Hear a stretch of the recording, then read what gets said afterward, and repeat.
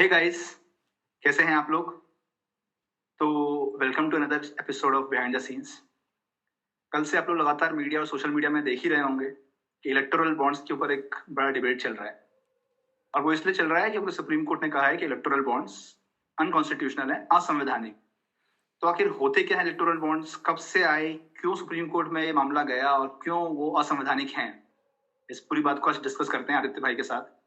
तो आदित्य भाई, आप शुरू कीजिए, बताइए कि आखिर क्या फीचर्स थे इलेक्टोरल बॉन्ड्स के, कब ये आया, क्यों आया, क्या इसके सेलिएंट प्रोविजंस थे? थोड़ा एक ग्लिम्स दीजिए ऑडियंस को। बिल्कुल। तो सबसे पहले समझते हैं कि ये कब आया। तो फाइनेंस बिल 2017 जब इंट्रोड्यूस किया गया पार्लियामेंट में, तब के हमारे फाइनेंस मिनिस्टर अरुण जेटली जी ने जब किया, तो उस टाइम पे फर्स्ट टाइम इलेक्टोरल बॉन्ड का कॉन्सेप्ट इंट्रोड्यूस किया गया इंडिया के अंदर। अब ये समझते हैं कि क्या होता है इलेक्टोरल बॉन्ड, और आप मतलब एक इजी, अगर हम सरल भाषा में इसको समझना चाहें तो ये बेसिकली एक एफडी या एक नॉर्मल कोई भी एक इंस्ट्रूमेंट जो होता है, जैसे एक आपका नॉर्मल बॉन्ड हो गया या कोई भी चीज़ हो गई, उसकी तरह से रहता है। तो आप बैंक के पास जाते हैं, बैंक के पास जाके एक पेन स्लिप भरते हैं और उनको वो बोलते हैं कि यार मेरे को एक आप बॉन्ड इशू करते हैं।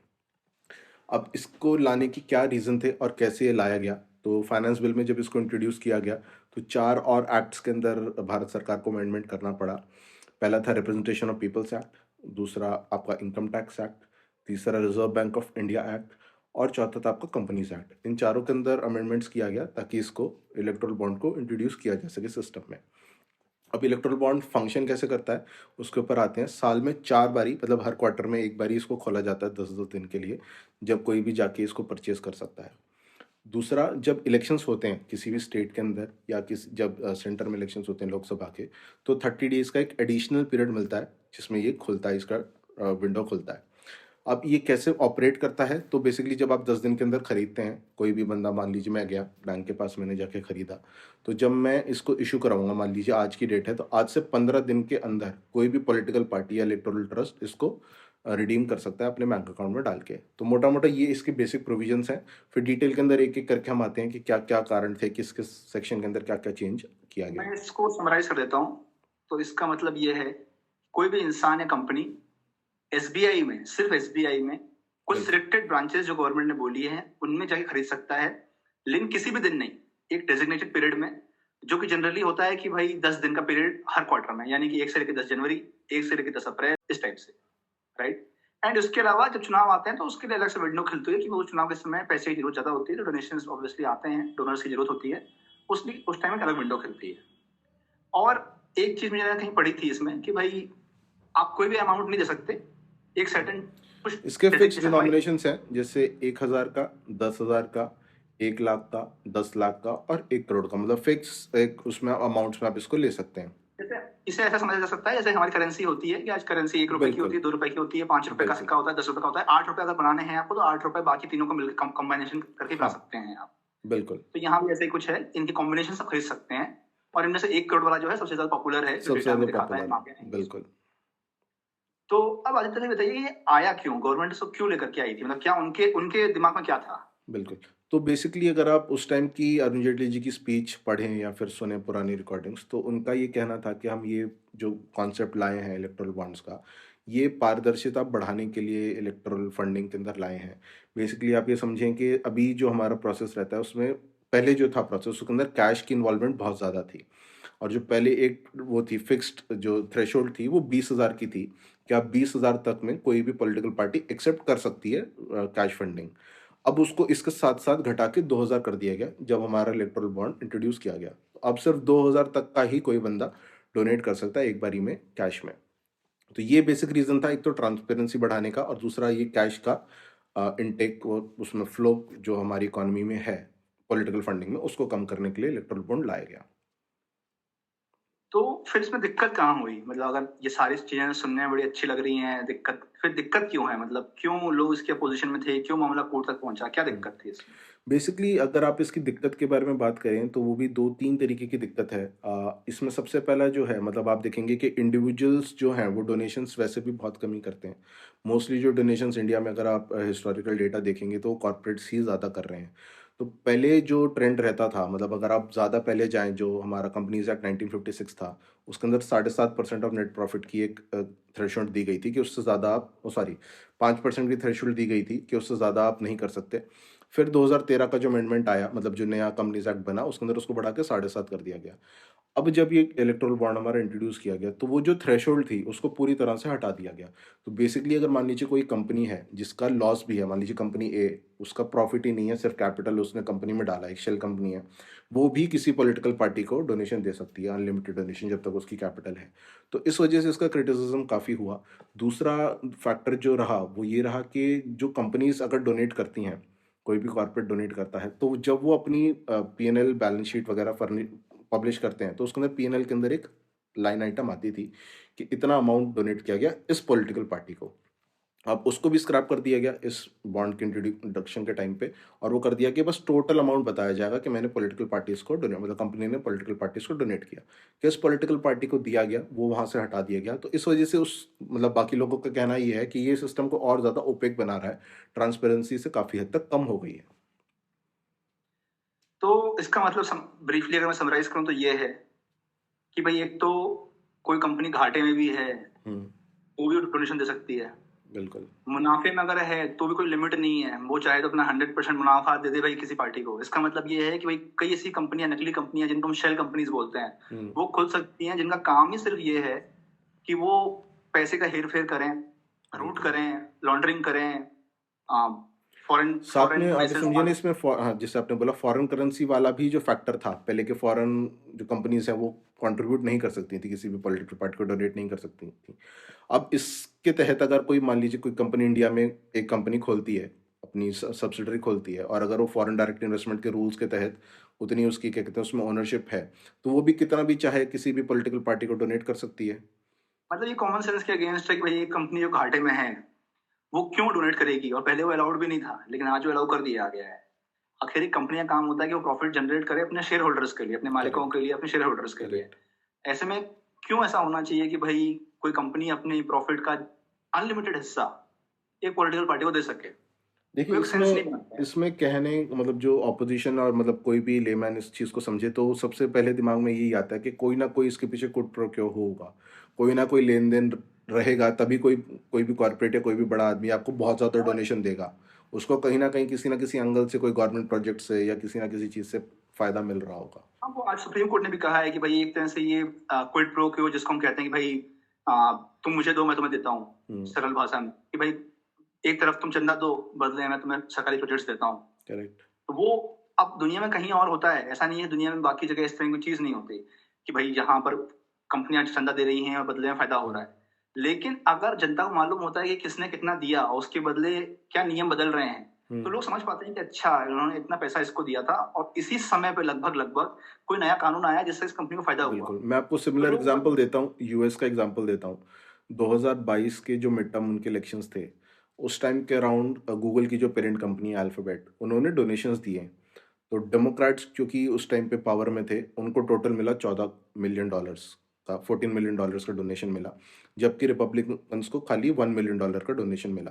तो एक तरीके से वहाँ के जो वोटर्स हैं उनको ये आइडिया मिल रहा है कि यार क्या रीज़न हो सकता है जिस वजह से इतना डोनेशन दिया गया, हाँ, उस तो अगर करंट उसी समय सिचुएशन कोई को कानून समझ के। बनेगा जिससे कि गूगल को फायदा हो रहा है, अल्फाबेट को फायदा हो रहा है, तो लोग जरूर जोड़ पाएंगे इस चीज को कि इन्होंने $14 मिलियन दिए हैं रूलिंग पार्टी को, शायद इसीलिए उसके बदले में इनको इतना फायदा दिलवाया जा रहा है। सही बात है।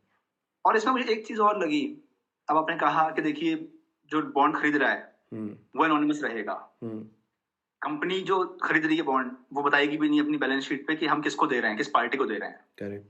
साथ में इलेक्शन कमीशन ऑफ इंडिया के पास भी इंफॉर्मेशन नहीं है, नहीं है और पहले, पार्टीज को भी जबकि आप बताने की सोचिए जरूरत नहीं पहले है। ये रहता था, बॉन्ड के आने से पहले ये लॉ में लिखा गया था कि 20,000 से ऊपर की जितनी भी डोनेशंस पॉलिटिकल पार्टी को मिलेगी, कैश में तो अलाउड था ही नहीं, बाय वे ऑफ चेक या और मेथड्स के थ्रू ही ले सकते थे। तो 20,000 से ऊपर जितनी भी डोनेशंस हैं उसका प्रॉपर रिकॉर्ड मेंटेन होगा, और किसने दिया उसका नाम और उसका एड्रेस, ये आपके पास पूरी डिटेल होनी चाहिए, जो इलेक्शन कमीशन को भी फर्निश होती थी और आपकी इनकम टैक्स रिटर्न वगैरह के साथ भी पूरी लगती थी।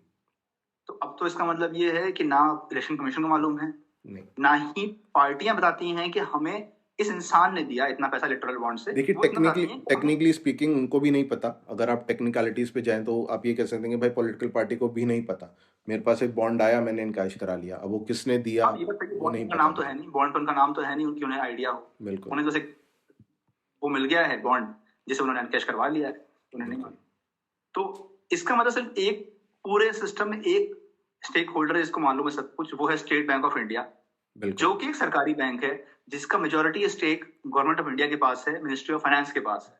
इसका मतलब अगर स्टेट बैंक ऑफ इंडिया से अगर भारत सरकार या वित्त मंत्री पूछें पॉलिटिशियन के रूप में अपने ऑफिसर्स से, जो बैंक के जो ऑफिसर्स हैं वो नहीं कि मंत्रालय के ऑफिसर्स हैं डायरेक्टली, कि भाई बताओ मुझे कि कौन कौन से सीरियल नंबर्स पे तो कितना कितना ट्रांजेक्शन किस किसने दिया। टेक्निकली स्पीकिंग तो वो पता कर सकते हैं, मतलब ये इसमें आप कह सकते हैं इस कानून के अंदर एक लूप होल है, क्योंकि जब एक कोई भी पॉलिटिकल पार्टी अपना इलेक्टोरल बॉन्ड डिपॉजिट करेगा बैंक में, तो क्लियरिंग हाउस के तहत बैंक के पास वापस से एसबीआई के पास जाएगा।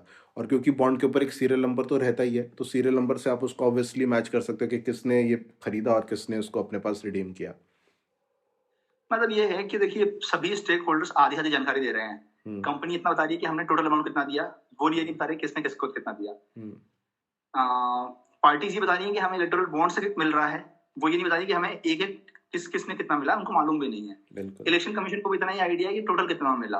सिर्फ एक है प्लेयर जो कि बैंक, और बेसिकली बैंक के थ्रू गवर्नमेंट और रूलिंग पार्टी, जिनको इस पूरे कनेक्शन में सब कुछ मालूम है, किसने किसको कितना कब कैसे दिया। वो करेक्ट। उस पूरी कड़ी जोड़ सकते हैं, पूरा जो मनी ट्रेल होता है उनके पास वो पूरा क्लियर है, जो इस प्रोबेबली इस पूरे सिस्टम का सबसे बड़ा एक हाँ वो है, लूप होल है इसमें और एक बहुत बड़ा ड्रॉबैक है। ड्रॉबैक है जिसकी वजह से। तो अब आते हैं कोर्ट के ऊपर कि कोर्ट का क्या वो था। तो मैं बता दूं सबसे पहले कि ऐसा नहीं है कि एक मामला अभी कोर्ट के पास पहुंचा है, ये मामला कोर्ट के पास लगभग 2018 में ही पहुंच चुका था। 17 में। जब 17 में ही जब बेसिकली जब कानून आया, लेकिन सुनवाई इस पे लंबाई में 2023 में अक्टूबर नवंबर में हुई जब कोर्ट को समय मिला। लेकिन इस बीच 12 अप्रैल 2019 में लोकसभा चुनाव जो 2019 में हुआ था, उससे जस्ट पहले कोर्ट ने अंतरिम ऑर्डर जारी किया था, ताकि भाई फ्यूचर में क्या क्या प्रिकॉशंस लेने हैं उस पर कुछ बेसिक आइडियाज कि भाई डेटा मेंटेन रहे, डेटा पुराना हटाना ना जाए। अब इसके बाद 5 सदस्यीय जो कॉन्स्टिट्यूशन बेंच थी, जिसमें chief justice of India doctor DY Chandrachud जो थे उसके लीड थे, उन्होंने इसका आज फैसला दिया है। एंड फैसले में कुछ महत्वपूर्ण बातें दी गई हैं। उनके सामने 2 फंडामेंटल क्वेश्चंस थे। पहला तो ये कि क्या ये पूरी जो जानकारी छुपाई जा रही है, ये जो हमारे फंडामेंटल राइट्स होते हैं, मूल अधिकार जो होते हैं, आर्टिकल 19 में जो है right to freedom of expression, क्या ये उसके अगेंस्ट है? दूसरा ये कि क्या इस पूरे सिस्टम से, इलेक्टोरल बॉन्ड सिस्टम से फ्री एंड फेयर डेमोक्रेसी जो है, फ्री एंड फेयर इलेक्शंस जो हैं, वो इफेक्ट हो रहे हैं। कोर्ट ने दोनों चीजों को एग्री किया है। कोर्ट ने माना है कि हाँ भाई ये फंडामेंटल राइट्स का वायलेशन भी है हमारे, और दूसरा ये कि इससे इलेक्शन अफेक्ट होंगे क्योंकि ये चीज ठीक नहीं है, और इसलिए उन्होंने इसको स्ट्राइक डाउन किया है। लेकिन इसके साथ कई महत्वपूर्ण पॉइंट्स भी बताए हैं, जो आदित्य भाई आपको शायद बेटर आइडिया है, आप बताइए एक बार हमारे दर्शकों को। तो बेसिकली कोर्ट की जो रूलिंग रही वो एक यूनानिमस डिसीजन था। जो हमारी पांचों जज की बेंच थी, उन्होंने एक यूनानिमस डिसीजन दिया, और उनका कहना ये था सबसे पहला कि उन्होंने एसबीआई को डायरेक्शन दिया कि जो भी आप अभी तक इलेक्टोरल बॉन्ड्स इशू कर चुके हैं वहाँ पे उसको क्लोज करें, नया कोई भी इलेक्टोरल बॉन्ड आप ना इशू करेंगे, ना आप रिडीम करेंगे। उसके बाद उनको ये बोला गया कि आप 6 मार्च तक आपके पास जितनी भी जानकारी है कि किस किस ने बॉन्ड खरीदे और किस किस ने बॉन्ड रिडीम कराए 2019 से लेके आज तक, वो सारी डिटेल्स आप इलेक्शन कमीशन ऑफ इंडिया को फर्निश करेंगे 6 मार्च तक। और उसके बाद इलेक्शन कमीशन को बोला गया कि आप ये जानकारी जितनी भी आपको एसबीआई से मिलती है, ये जानकारी आप अपनी वेबसाइट पे पब्लिश करेंगे 13 मार्च को आप इसको पूरी अपनी वेबसाइट पे आपको फर्निश करने हैं ये डिटेल्स। उसके बाद बोला गया कि कोई मान लीजिए अगर इलेक्टोरल बॉन्ड है वो अगर रह गया किसी के पास, अभी तक रिडीम नहीं हुआ है, तो वो या तो पॉलिटिकल पार्टी या फिर परचेजर अपने बैंक के पास जाएं और उसको जमा करा दें।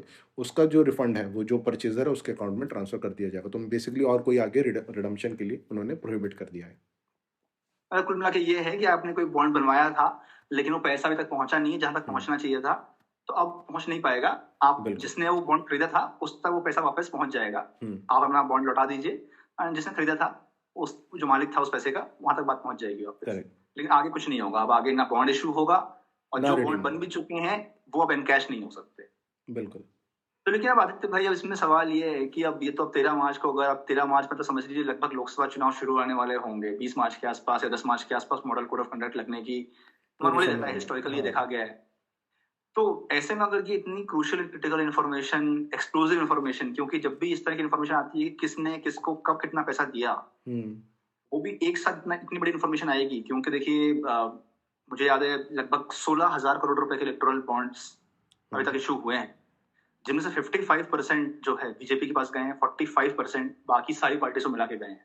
करेक्ट। लगभग 6,500 करोड़ के इलेक्टोरल मैं बॉन्ड्स आपको एग्जैक्ट बीजेपी को फिगर्स मिले। भी बता देता हूँ। मार्च 18 मतलब 2018 से जनवरी 2024 के बीच में 16,518 करोड़ के बॉन्ड्स इशू हुए हैं, जिसमें से अगर आप देखें 1 करोड़ डिनोमिनेशन के ही अपने आप में 15,500 करोड़ के हैं।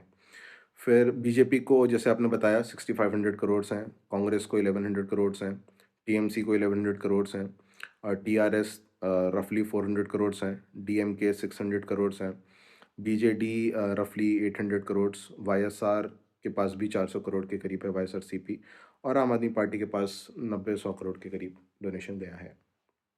तो अगर इतना सारा इन्फॉर्मेशन जब आएगा कि किसने किसको कब दिया, तो वो तो बहुत ही पॉलिटिकली एक मतलब तापमान बढ़ाएगा। जैसे हम कहते हैं कि भाई अब राजनीतिक गर्मी बढ़ रही है, तो ये तो अचानक से राजनीतिक गर्मी बहुत ज्यादा बढ़ जाएगी। क्या लगता है बिल्कुल, आपको? जैसे कहते हैं ना, आग में घी डालने वाला तो ये आग में घी नहीं, ये आग में बारूद डालने का काम करेगा भारतीय राजनीति के अंदर। तो इसके देखते हैं क्या मायने रहते हैं, किसको कितना मिला है, और क्या जनता इससे कोरिलेट करती है, क्या उसको मतलब जब डिटेल्स आएंगी तो अगर कुछ ऐसी चीज़ें खुलती हैं, सामने आती हैं कि जिन पॉलिटिकल हाउसेस को या जिन कॉर्पोरेट हाउसेस को फ़ायदा मिला, क्या वो आपस में कहीं ना कहीं कनेक्ट होता है, तो ये अपने आप में काफ़ी एक्सप्लोसिव रहेगा और हाँ, ज़रूर मतलब इसका कई जो तापमान बढ़ेगा। स्केप्टिक्स हैं, कई जो क्रिटिक्स हैं रूलिंग पार्टी बीजेपी के, वो बोलते भी हैं कि क्या पता भाई 2-3 हफ्ते का समय है, ऐसे में और हम्म, अभी तक मॉडल कोड नहीं लगा है, तो क्या पता हम्म, ऐसे में ऑर्डिनेंस ला करके क्या सुप्रीम कोर्ट के इस फैसले को गवर्नमेंट पलटती है। हालांकि उसका एक उल्टा इफेक्ट भी हो सकता है कि नेचुरली अगर लोगों को इस बात की चिंता है, उनके लिए हम्म, मुद्दा अगर बनता है, वो पूछ भी सकते हैं फिर कि भाई अगर ऐसा क्या छुपाने के लिए है, जिसके लिए सुप्रीम कोर्ट की एक 5 सदस्यीय बेंच का जो यूनानिमस फैसला है, हम्म, उसके अगेंस्ट जाना पड़े। हालांकि ऐसा नहीं है कि पास्ट में ऐसा नहीं हुआ है। पास्ट में देखिए पिछले 6-8 महीने के अंदर 2 बार ऐसा हो चुका है। सुप्रीम कोर्ट ने हम्म, दिल्ली के केस में एक फैसला दिया, केंद्र सरकार तुरंत उसके खिलाफ ऑर्डिनेंस लाई। सुप्रीम कोर्ट ने एक फैसला दिया इलेक्शन कमीशन का कैसा अपॉइंटमेंट होगा, हम्म। तुरंत उसके खिलाफ भी सरकार एक बिल लेकर के आई और देखिए, कानून बन चुका है वो। ऑर्डिनेंस आना तो काफ़ी हद तक मतलब लोग एंटिसिपेट कर रहे हैं कि ऑर्डिनेंस आ सकता है इसके ऊपर। तो मेरे को लगता है कि एक बारी ये पब्लिक डोमेन में इंफॉर्मेशन आ गई तो ज़्यादा डिफिकल्ट होगा सरकार के लिए उसको जवाब देना, रादर दैन कि वो इसको डिले कर दें या इसको डेफर कर दें कि भाई ये डिटेल्स आ ही ना पाए हाँ पब्लिक के मतलब बीच में। तो इसके अगर एक ऊपर बार जवाब देना ज़्यादा आसान होगा। हाँ मतलब अगर कानून बन जाता है तो फिर कानून फिर से जाएगा कोर्ट के पास, फिर कोर्ट उस पर सुनवाई करने में अपना समय लगाएगा, तब तक लोकसभा चुनाव निकल चुके होंगे। चुनाव निकल जाएंगे। उसके बदले अगर ये पूरी जानकारी बाहर आ जाती है किसने कितना दिया था, उसमें अगर एक भी ऐसी एंट्री है उसमें लेन देन में हम्म, जो कि रिस्की है अगर चुनाव में, तो नेचुरली गवर्नमेंट कोशिश करेगी कि भाई अवॉइड किया जाए उसको किसी करेक्ट। तरीके से भी। बट देखते हैं उसके बारे में क्या होता है, वो हम नहीं बोल सकते, वो अ, वक्त ही बताएगा। सही बात। लेकिन अगर आप लोगों को ये एपिसोड अच्छा लगा हो, हमारी बातचीत अच्छी लगी हो, जानकारी काम की लगी हो, जरूर लाइक करें, सब्सक्राइब करें, शेयर करें, दोस्तों के साथ अपने जरूर इसे शेयर करें और कमेंट्स में हमें फीडबैक दें, बताएं हमें कि आगे आप क्या देखना चाहते हैं। Thank you. Thank you.